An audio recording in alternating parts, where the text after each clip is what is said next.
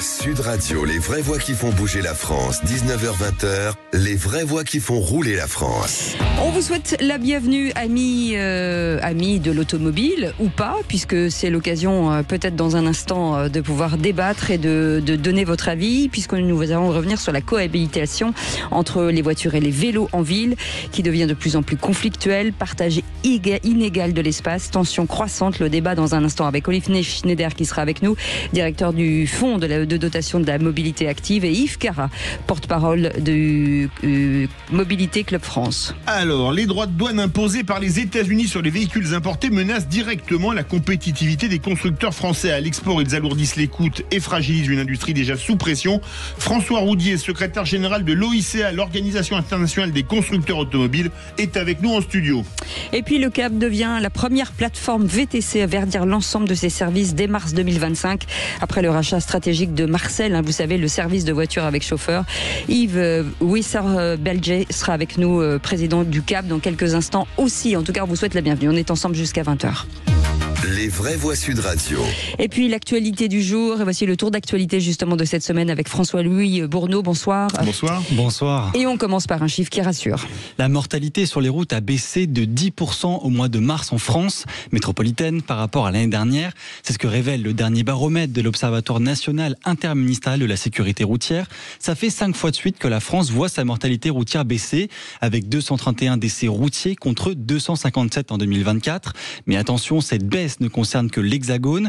En Outre-mer, le nombre de décès a lui augmenté le mois dernier de 33% par rapport à mars 2024. Dans 2 mois, à partir du 21 juin, vous ne pourrez peut-être plus rentrer en voiture dans l'hypercentre de Lyon. Et oui Philippe, parce que les contours de la future zone à trafic limité se précisent. Concrètement, l'accès sera réservé aux riverains qui ont leur propre parking, aux véhicules d'intervention, aux livraisons, aux déménagements et aux clients des hôtels qui viendront déposer leurs bagages. Tous, pour passer ces bornes automatiques, devront s'être inscrits au préalable pour renseigner leur immatriculation. Ça va être simple. Donald Trump a-t-il encore reculé sur les droits de douane ? C'est ce que rapportent des journalistes américains d'Associated Press. Le président américain pourrait carrément annuler les surtaxes douanières de 25% qui étaient prévues pour les voitures européennes importées aux États-Unis. Le président américain dit étudier une solution pour aider les constructeurs automobiles. Une prise de conscience jugée trop tardive par Matt Blunt, président de l'American Automotive Policy Council, une association qui représente notamment Ford, General Motors et Stellantis. Donald Trump vient à l'instant de clamer son optimisme lors de sa rencontre avec Giorgia Meloni. Je le cite, « Je suis à 100% sûr qu'on parviendra à trouver un accord avec l'Union européenne ». On en reparle juste après avec notre invité du jour, François Roudier, secrétaire général de l'OICA, l'Organisation internationale des constructeurs automobiles. Et puis prudence sur les routes avec l'arrivée du week-end de Pâques. Absolument, si vous prenez la route ce week-end, soyez très prudents. Ce vendredi 18 avril sera la journée la plus chargée dans le sens des départs, avec une journée classée rouge au niveau national par Bison Futé. Merci beaucoup François-Louis Bourneau. Les vraies voix Sud Radio. Et tout de suite au 0826 300 300, le coup de gueule du jour avec Claude qui nous appelle depuis Darieux. Bonsoir Claude. Bonsoir Claude. Oui, bonsoir. Et vous voulez revenir sur la destruction du tissu industriel automobile ? Tout à fait, tout à fait. Donc on avait donc une industrie avec la construction de voitures qui est un exemple. On en exportait partout. Les constructeurs avaient fait des efforts énormes, autant au niveau sécurité qu'au niveau pollution. Et après, pour une pseudo voiture électrique, on se retrouve à détruire totalement notre tissu industriel qui fonctionnait très très bien. Faut pas oublier qu'un emploi industriel détruit, c'est 3 emplois à côté, ça en fait 4. Alors non seulement on perd énormément au niveau emploi, on perd au niveau qualité, on perd au niveau savoir-faire, et on va se faire laminer par les voitures chinoises, et sous un prétexte de pollution totalement abjecte et inepte. Voilà, donc c'est pas normal qu'on mette des milliers de personnes, des milliers de familles comme ça dans la misère, et en plus on ne fait plus rentrer d'argent en France, alors que déjà notre industrie a été mise à mal sur de nombreux plans. Alors notre PIB va continuer à s'effondrer à tous les niveaux. Donc on avait quelque chose qui était génial. on a encore quelque chose qui vient, on a encore le moyen de pouvoir rebondir et de relancer toute cette industrie. On a tout ce qu'il faut. Il faut une volonté politique. En tout cas, merci beaucoup Claude, merci Claude, en tout cas de nous avoir traité ce sujet. Vous avez raison, on va en parler avec François Roudier, secrétaire général de l'OICA, qui est l'Organisation internationale des constructeurs automobiles. Peut-être qu'il a des bonnes nouvelles et peut-être qu'il a de l'espoir. On va en parler dans quelques instants. Soyez les bienvenus. Mais en attendant, dans un instant, on va vous parler d'automobile, de vélo, de trottinette. Comment partager le centre-ville si c'est possible. Nos deux invités sont là. On les attend dans un instant. À tout de suite. Sud Radio. Sud Radio. Parlons vrai. Parlons vrai. Sud Radio. Parlons. Sud Radio, les vraies voix qui font bouger la France. 19h-20h, les vraies voix qui font rouler la France. On vous souhaite la bienvenue, les vraies voix qui font rouler la France, et on va parler de cette cohabitation difficile entre les voitures et les vélos en ville. Partage inégal de l'espace, tension croissante. On va en parler avec Olivier Schneider qui est avec nous, directeur du Fonds de dotation pour les mobilités actives. Bonsoir, merci d'avoir accepté notre invitation. Avec plaisir, bonsoir. Yves Cara est avec nous, porte-parole de la mobilité, de Mobilité Club France. Bonsoir Yves Cara, merci d'être avec nous. Bonsoir Olivier. Et donc la ville pour tous est en train de devenir la ville des cyclistes uniquement. C'est la question que l'on vous pose aujourd'hui, Yves Cara. On a peut-être été trop loin avec les voitures il y a quelques dizaines d'années pour les villes, donc voilà, il y a un petit équilibrage qui se fait, mais malheureusement c'est au prix du harcèlement des automobilistes dans certaines grandes villes, pas dans toutes, hein, vraiment on parle de Lyon, Paris, Grenoble.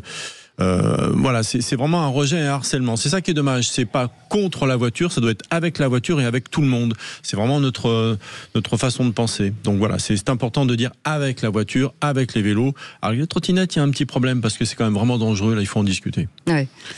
Olivier Schneider, est-ce que trop vouloir chasser la voiture finalement ne fabrique pas un contresens parce que c'était la cohabitation qui était importante? Écoutez, c'est vrai que c'est un débat qu'il faut avoir, c'est de la pertinence de chacun des moyens de transport. Il faut déjà faire en sorte que les gens puissent marcher pour qu'il y ait un minimum de trajets courts qui soit fait autrement qu'à pied. Et ensuite, à chaque moyen de transport, sa distance et ses usages pertinents. Et en effet, comme l'a dit M. Cara, on est allé dans le tout automobile et donc maintenant il faut rééquilibrer tout ça et c'est vrai que les villes ne peuvent pas accueillir tous les usages, le façade à façade ne le permet pas, en plus c'est une attente d'avoir des espaces verts et donc en effet il faut en discuter pour trouver des solutions pour que chacun puisse et chacune puisse se déplacer, notamment les personnes en situation de handicap, âgées, etc., mais qui ont parfois besoin de la voiture et en même temps, quand on fait des enquêtes, on voit que beaucoup de gens prennent leur voiture pour des distances très courtes, y compris pour déposer leurs enfants à 1 kilomètre de chez eux. Et donc c'est là-dessus que ça questionne. Si ces gens-là laissaient la place aux gens qui ont vraiment besoin de la voiture, je pense qu'on aurait moins de problèmes. Donc il y a en effet, c'est pas binaire, c'est pas noir ou blanc. Il faut trouver en effet des solutions pour intelligemment avancer sans que les gens se sentent pénalisés, mais en expliquant pourquoi est-ce qu'on fait les choix politiques que l'on fait. Mais Olivier, ce qui est intéressant dans le débat, c'est qu'il y a quelques années, on disait les voitures contre les vélos, et comment on va faire pour cohabiter. Maintenant, c'est les vélos avec les vélos et les trottinettes sur les voies cyclables.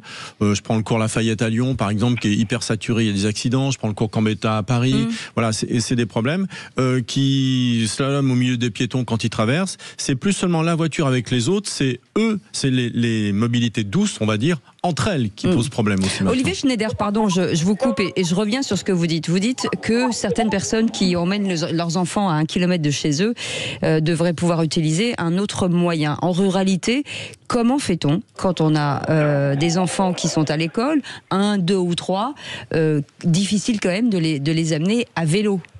On est d'accord. Justement, on est d'accord. Et donc, d'où l'idée de ne pas interdire la voiture, mais de faire en sorte que ceux qui ne prendront pas leur voiture pour faire 1 kilomètre laisseront la place dont ont besoin ceux qui sont justement, qui ont 15 kilomètres à faire et dont personne n'imagine. Alors, il faut leur créer les conditions s'ils souhaitent faire autrement qu'ils puissent le faire. Non, mais non, mais pardon, parce que vous répondez pas à mes questions. 1 kilomètre avec 3, faut les faire à pied, c'est ça que vous dites?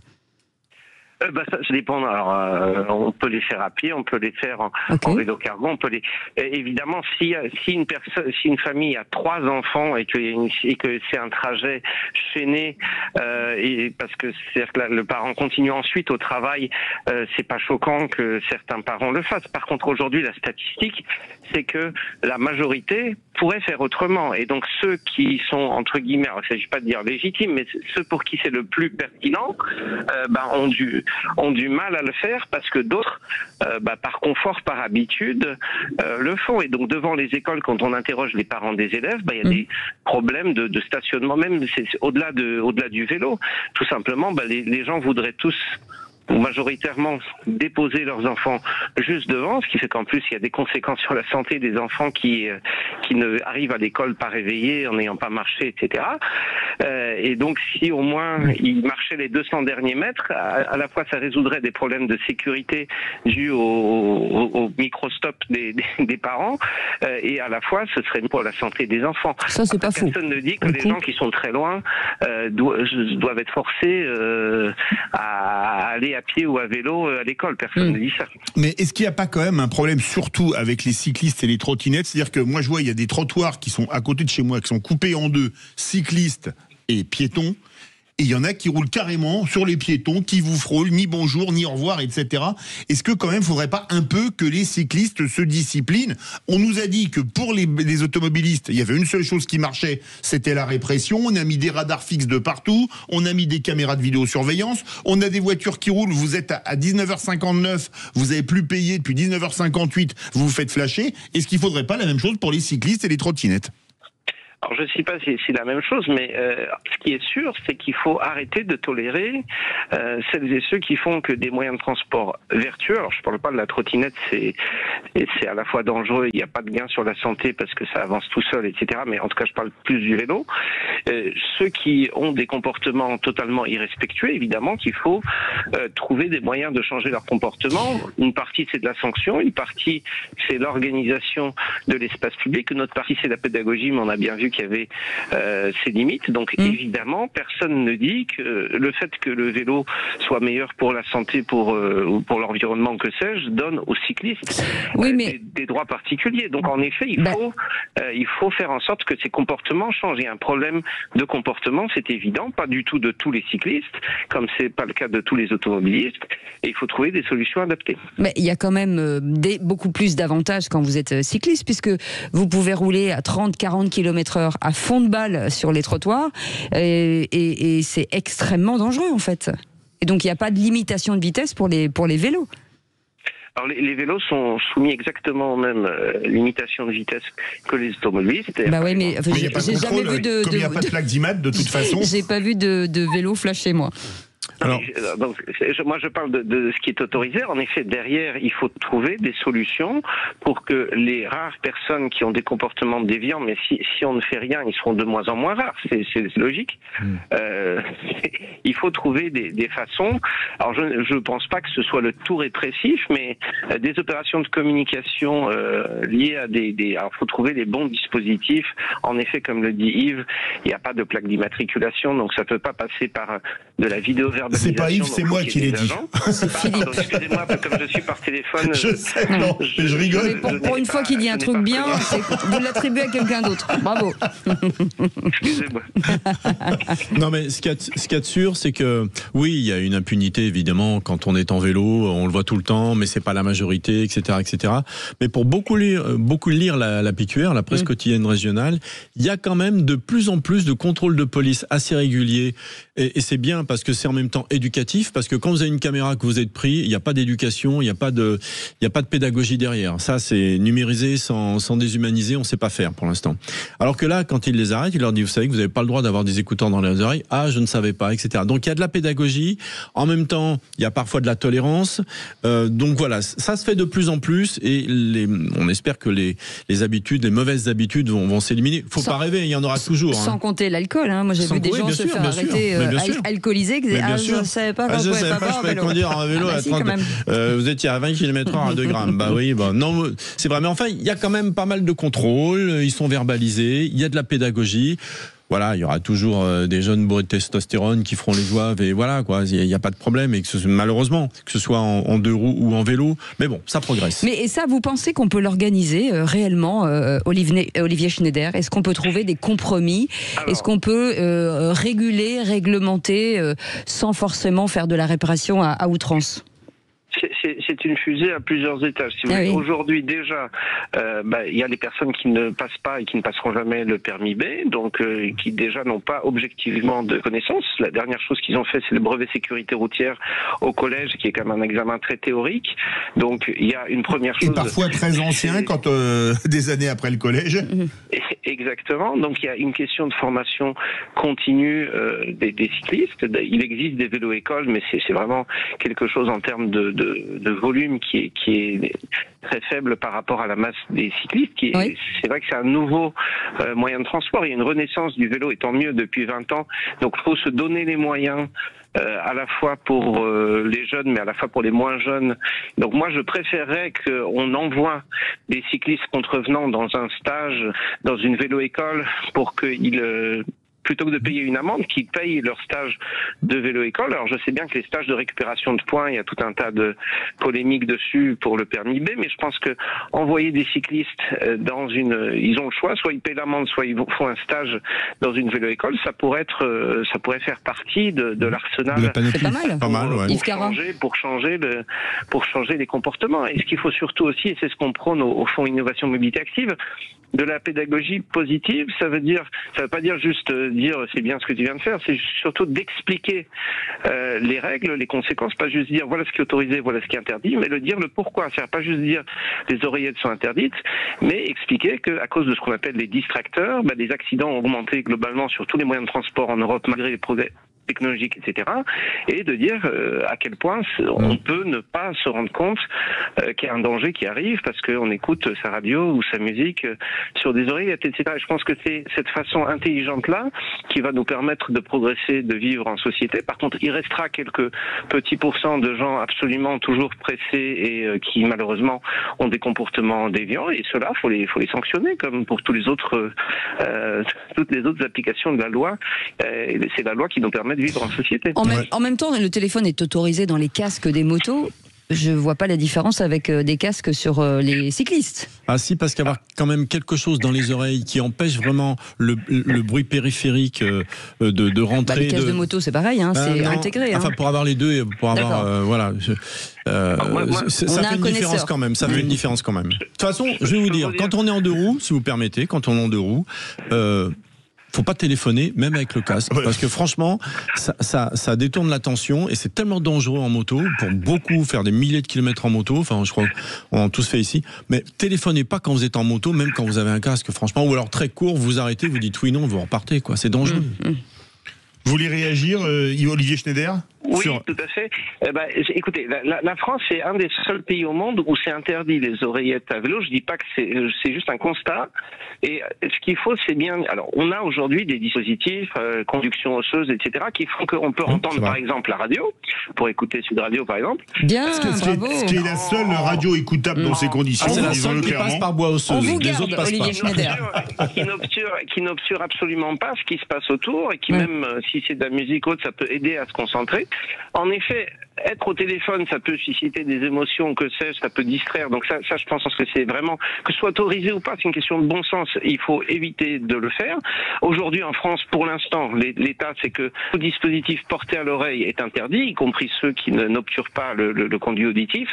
Et donc, en effet, on s'expose à des sanctions. Mais il y a 2 choses. Il y a s'exposer à la sanction, c'est risquer une amende, mais aussi, tout simplement, risquer de blesser quelqu'un ou de se blesser soi-même. Et donc, je pense que c'est là-dessus que doit porter le débat, et de bien à la fois peut-être prendre en compte les évolutions technologiques et ne pas sanctionner quelqu'un qui écoute sa radio sur un casque qui lui permet de voir ce qui se passe autour, parce que sinon il y a aussi les joggers, il y a aussi il y a les kits main libre dans les voitures, etc.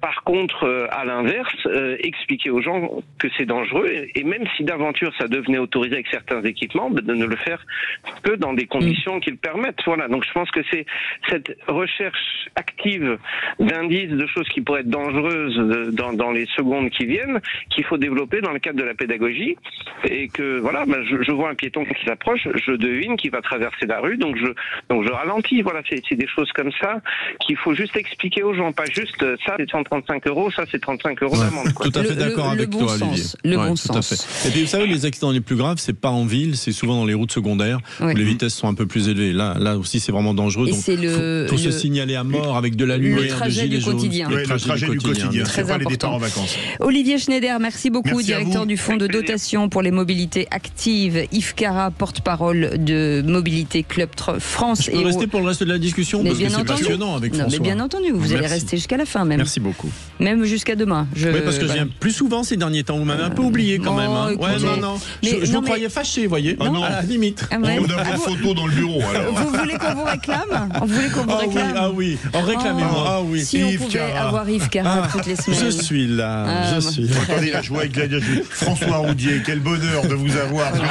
Je sentais poindre un peu de jalousie. Comme dirait quelqu'un que je connais, c'est que de l'amour. C'est génial, c'est génial. Allez, restez avec nous, on revient dans un instant. Sud Radio. Parlons vrai. Sud Radio Parlons vrai. Sud Radio, station multiservice. vous est présenté par les bornes électriques Station E et son badge universel pour des usagers libres et heureux. Informations et conditions sur station avec un s-e.com. Et avec nous, pour en parler, la Banque des Territoires, Claire Fonade est avec nous. Bonjour. Merci d'avoir accepté notre invitation. Vous êtes la directrice d'investissement département transition écologique pôle mobilité. En 3 mots, c'est quoi la Banque des Territoires ? Bonsoir Cécile, bonsoir Jean-Marie, merci de m'accueillir. Alors 3 mots, vous êtes difficile, hein. 3, alors donc c'est une banque de développement. J'y suis, banque de développement ou banque à impact, voilà pour les 3 mots.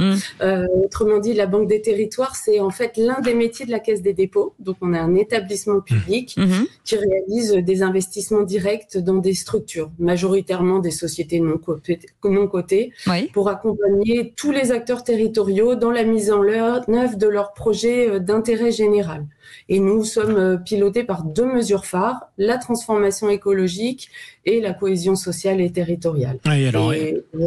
Oui, pardon. Oui, parce que c'est vrai que c'est logique que ce soit une de vos priorités, surtout si vous dépendez de la Caisse des dépôts, la transformation énergétique en quelque sorte, la décarbonation aussi de la mobilité. Pourquoi la Banque des Territoires a investi dans Station E ? Alors, notre accompagnement du territoire sur la transformation vers les mobilités plus vertes nous a naturellement conduit notamment à nous intéresser aux infrastructures de recharge qui sont le levier essentiel aujourd'hui. On a développé une réelle expertise sur l'investissement dans ces infrastructures. On a plus de 600 millions d'investissements et donc on est premiers investisseurs dans les bornes de recharge, les IRVE en France. Et au sein de cet écosystème, Station E présente effectivement un modèle qui nous a beaucoup intéressés puisqu'il est à la fois vertueux et innovant. Il répond doublement en fait à nos missions. Je parlais de nos 2 mesures phares d'aménagement du territoire, puisqu'il propose les solutions de bornes de recharge et également l'amélioration de la couverture mobile très haut débit avec une densification du réseau, avec des petits relais et répondre aux besoins spécifiques dans les endroits donnés. Et il présente également une bonne acceptation. Et cerise sur le gâteau, permet en outre de présenter un équilibre économique grâce à ses revenus mixtes, justement, liés aux multiservices, casiers, télécom et bornes, qui évitent de solliciter les subventions des collectivités. Oui, en clair, ça ne coûte rien à la ville, c'est ça qui est intéressant. Et ça lui rapporte. Plus largement, quels sont les engagements finalement de la Banque des Territoires en faveur de la transformation écologique aujourd'hui ? Alors accélérer le basculement vers une mobilité qu'on appelle décarbonée, donc qu'elle soit verte, accessible à tous, bien entendu avec les reports modaux, c'est une des mesures phares de la Banque des Territoires. Donc aujourd'hui, il y a 100 milliards d'euros qui sont mobilisés en faveur de cette transition par le groupe sur les 5 prochaines années. C'est notre plan stratégique de transformation jusqu'à 2023-2027. Donc, on l'a déjà entamé. Et donc, ça concerne, là, on a parlé des mobilités, mais également de l'énergie avec des réhabilitations de parcs publics et mise en place de nouveaux mix énergétiques décarbonés notamment. L'environnement pour les ressources en eau, biodiversité, l'alimentaire, tout ce qui est prévention également sur valorisation des déchets, adaptation naturellement aux effets du changement climatique et sobriété foncière.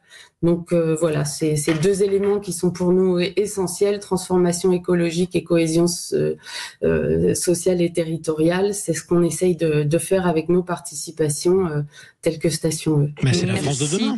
Beaucoup Claire Faunade d'avoir accepté notre invitation, directrice d'investissement département transition écologique et pôle mobilité de la Banque des Territoires. Merci beaucoup. Sud Radio, station multiservice. Vous a été présenté par les bornes électriques Station E et son badge universel pour des usagers libres et heureux. Informations et conditions, station avec un s-e.com.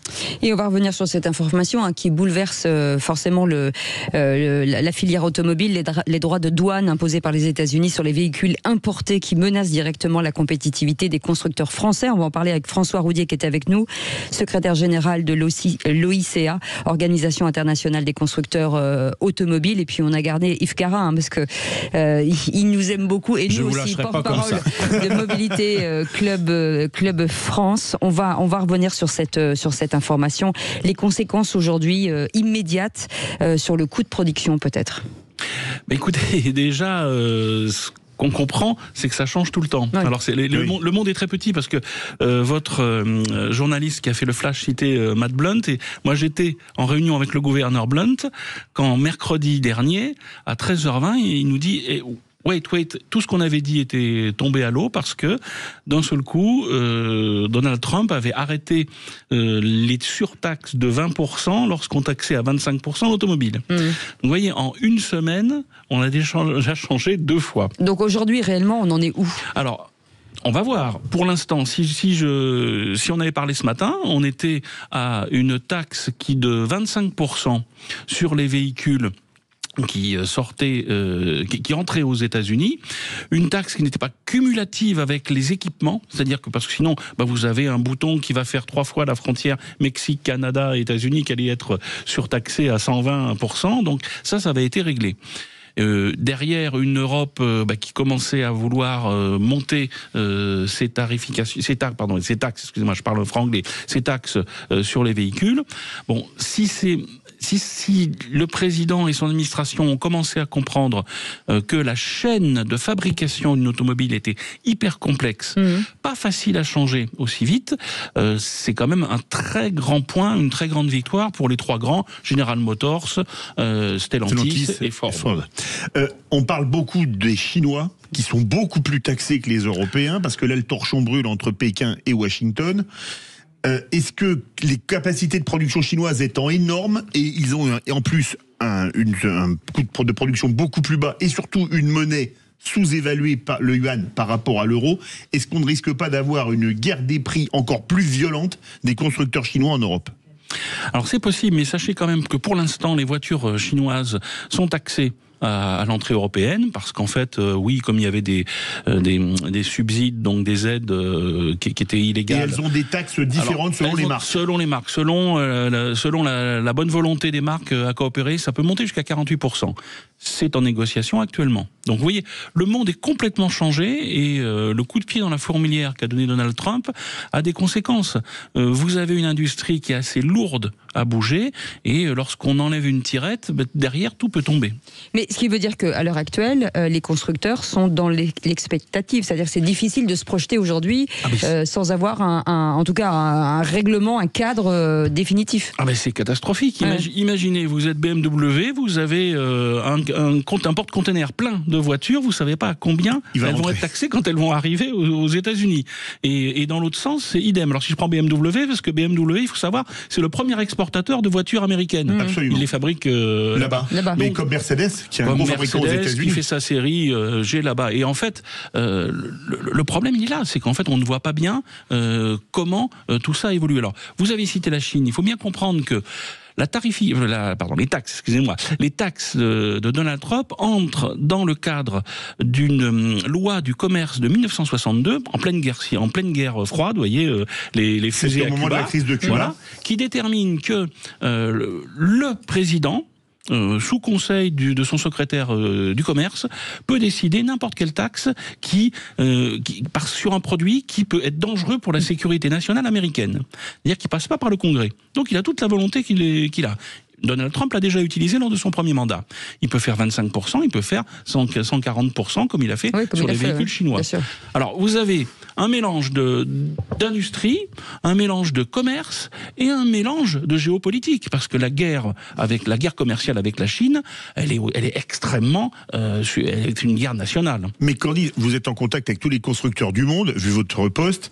Qu'en disent les constructeurs américains? Ils arrivent à comprendre quelque chose ou pas? Parce qu'ils produisent tous ailleurs dans le monde. Hein. Des Ford de fabriqués en Europe, il y en a beaucoup. Hein. Oui, alors surtout, il faut voir qu'il y a 40% des véhicules vendus aux États-Unis ne sont pas fabriqués aux États-Unis. Et parmi les trois grands, ils fabriquent au Canada, ils fabriquent au Mexique, et on voit aussi bien sûr les Allemands qui importent, les Coréens, les Japonais qui importent, mais qui fabriquent aussi là-bas. Donc tout ça est extrêmement lié. Alors vous avez, si on parle des Français, c'est un peu plus simple pour le groupe Renault qui n'a pas d'implantation aux États-Unis. C'est compliqué pour Stellantis. Et vous avez, pour ces constructeurs, dès le début, hein, je vois le patron de Ford, Jim Farley, John Elkann de Stellantis ont été voir l'administration Trump, ont vu Donald Trump, pour dire mais attention, vous nous mettez en péril et vous mettez des emplois en péril. Parce que ce qu'il faut voir derrière, c'est que les constructeurs américains ont réagi à l'américaine. Ils ont arrêté des usines. Donc vous avez des milliers de gars qui n'ont plus de job. C'est du jour au lendemain aux États-Unis. Hein. Merci beaucoup Olivier Schneider d'avoir été avec nous, directeur du... François je vous dis n'importe quoi, François Roudier, pardon.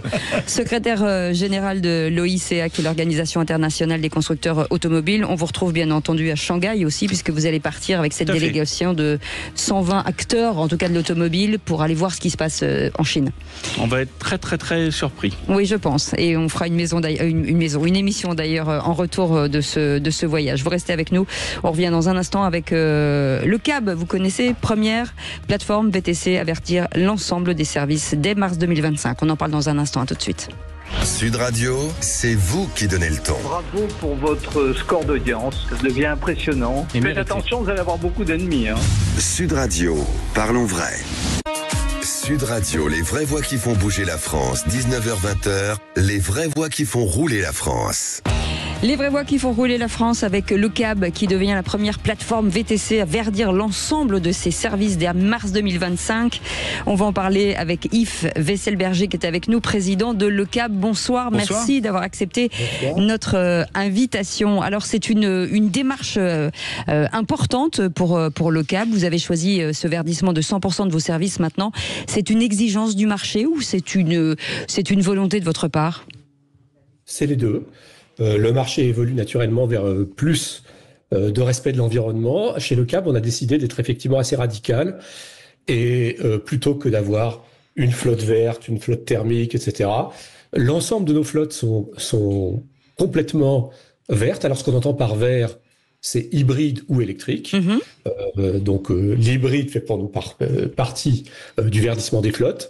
Mais nous sommes à 100%, c'est-à-dire que nous avons demandé à nos chauffeurs de s'équiper de véhicules de ce type et nous avons travaillé sur de longs mois pour pouvoir offrir à nos clients une offre 100% verte. C'est un investissement très conséquent, on suppose. Oui, c'est un investissement. Alors c'est aussi un investissement de nos partenaires chauffeurs, donc il faut beaucoup respecter ça. Ils ont dû faire, pour ceux qui n'avaient pas encore de véhicules de ce type, un effort. Ça nous permet... Alors, c'est aussi l'attente du marché, comme vous l'avez dit tout à l'heure. Hein, c'est-à-dire que nos clients, c'est à la fois vertueux, bien évidemment. Nous sommes une entreprise, donc la vertu rejoint aussi le désir de faire du business, du chiffre d'affaires. Nos clients sont beaucoup des entreprises. Les entreprises attendent de nous cette évolution. Et effectivement, c'est un investissement, mais dont on espère qu'il sera rentable. Alors une chose importante aussi, vous avez racheté Marcel. Marcel, on le connaît, hein, les voitures avec chauffeur. Qu'est-ce que c'est une façon aussi de faire du prestige quelque part? Oui, alors. On est vert sur toute la gamme, hein, c'est-à-dire, et je reviens à Marcel, c'est-à-dire qu'on a 3 gammes, une gamme qui s'appelle Green, une gamme qui s'appelle Green Pro, une gamme qui s'appelle Green Prestige. toutes les gammes sont entièrement vertes. Nous avons en effet racheté Marcel, qui avait une tradition de véhicules électriques. Marcel avait été peut-être la première entreprise de VTC à offrir, avec des Zoé à l'époque, une offre complètement électrique. Donc c'est vrai que cette culture-là, jointe à la nôtre, qui évoluait dans ce sens-là, nous a permis de faire cette offre. Je voudrais ajouter qu'à côté de ça, on a aussi fait un partenariat avec les bornes de recharge Electra. Electra, c'est une start-up française qui a levé énormément d'argent. Vous avez sûrement suivi tout ça, qui offre des recharges rapides électriques. Parce qu'il faut pour les chauffeurs une recharge rapide. Il faut qu'ils puissent travailler, donc ils n'ont pas le temps de s'arrêter des heures pour recharger leur véhicule. On a donc aussi un partenariat avec Electra pour offrir des prix intéressants aux chauffeurs sur la recharge électrique. Et la troisième dimension, c'est qu'on apporte à nos clients un bilan carbone. Est-ce que le verdissement implique une augmentation du coût de la course ? Nous n'avons pas changé les prix du tout. On a choisi de maintenir les tarifs. Cette année, d'ailleurs, de manière générale, il n'y a pas eu d'augmentation de prix du tout chez Le Cab, que ce soit pour cette raison ou pour une autre. Là aussi, c'est un choix que nous faisons de rester très compétitifs. Et donc, non. Les gammes vertes sont au prix de l'offre précédente de Le Cab. Rappelons quand même que vous avez un autre engagement, c'est la rémunération de vos chauffeurs aussi, qui est importante. Et vous êtes quasiment le seul aujourd'hui à vous engager sur ce sujet. Oui, on s'engage très fortement sur la rémunération chauffeur. C'est important à nos yeux. Là aussi... C'est une façon de les fidéliser aussi. Positif. Pardon ? C'est une façon aussi de les fidéliser auprès. C'est une façon de les fidéliser parce que vous avez raison, les chauffeurs ont le choix de travailler avec qui ils veulent. C'est une façon de les fidéliser, mais c'est aussi une façon de créer un exercice, un équilibre sur ce marché où à la fois les clients trouvent une offre, mais à la fois les chauffeurs gagnent leur vie en travaillant. Donc cette dimension sociale, c'était notamment de garantir un revenu horaire important, quel que soit le nombre de courses qui sont faites pendant ce temps-là aux chauffeurs. Merci, en tout cas c'est toujours un plaisir de vous avoir, Yves Wesselberger, président de Le Cab, et je vous rappelle qu'ils ont choisi de verdir 100% les services. Merci beaucoup d'avoir été avec nous. Les vraies voix Sud Radio. Et puis l'année dernière, la semaine dernière, on vous parlait d'une collection qui s'exposait à Deauville. Jean-François Texier était avec nous, organisateur du Deauville Classique, et on avait dit qu'on vous rappellerait pour savoir comment s'est passée cette vente aux enchères, comment s'est passée cette exposition, et quelles voitures aujourd'hui nous sont passées sous le nez, Jean-François Texier. Oui, bonjour. Effectivement, on a eu quand même beaucoup de monde vendredi, samedi, dimanche, avec la chance d'avoir un temps à peu près potable, puisqu'il a presque fait beau, mais il n'a pas plu. Ce qui a permis d'avoir quand même pas mal de gens à venir, avec des classiques, des MG cabriolets, décapotés, des vieilles Porsche. Enfin bon, c'était assez sympa.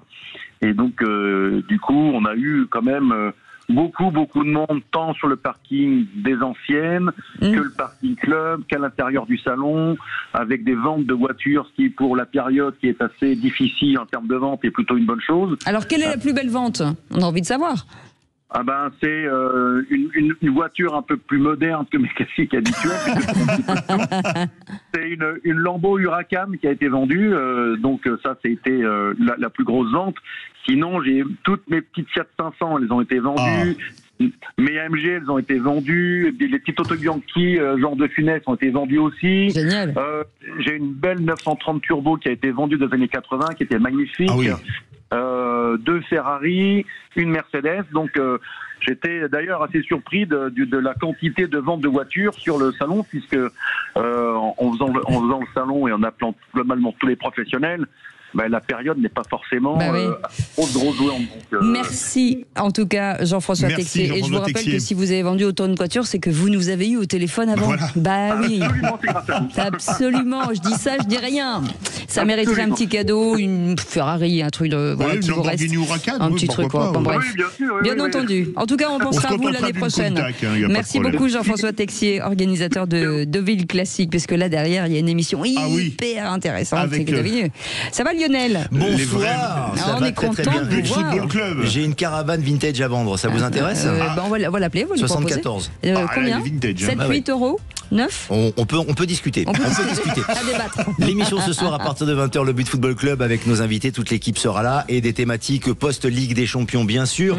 On reviendra sur la qualification pour les demi-finales du Paris Saint-Germain avec cette année la réussite du Champions, peut-être parce que les années précédentes le PSG avait été assez malheureux et là contre Aston Villa c'est passé malgré tout. Et puis on parlera d'un ancien Parisien, un certain Kylian Mbappé, éliminé lui de la Ligue des Champions et c'est déjà Anus Horribilis. Enfin je veux dire, vous avez compris. Bien sûr. Ça n'a rien à voir avec le corps humain. Même si votre je n'ai pas dérapé. Même si votre émission va toujours au fond, il n'y a pas de problème. C'est ça. Alors là, vous aurez un jour.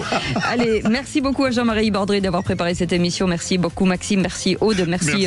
Félix et Nelly et Justine. Et on se retrouve demain à partir de 17h. Passez une très belle soirée.